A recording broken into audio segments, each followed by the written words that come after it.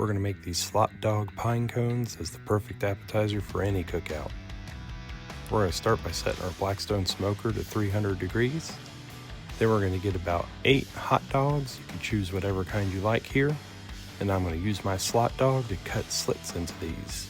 Those will give you all kinds of nooks and crannies that you can put all that good flavor into. Then we're going to use yellow mustard as a binder. Rub that all over your hot dogs. Then we're going to cover it with our favorite barbecue rub. Once that smoker is preheated, we're going to put these dogs in slots up for about a half an hour. When they come out, we should see those slots starting to open up. We're going to go ahead and set our smoker to 350, let that preheat. In the meantime, we're going to cut our hot dogs into thirds.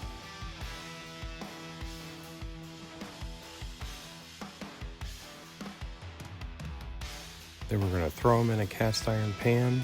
We're going to top them with our favorite Japanese barbecue sauce. I'm using the honey barbecue sauce here to give it a little bit more sweetness. We're going to smother that all over these hot dog bits. Make sure they're nice and covered. Then we're going to stick them back into that smoker and let them cook for about another half hour. And then that's it. These should be ready to go. These are a great little appetizer or just a good snack. You should give these a try. Let me know if you do. Until next time, thanks for watching.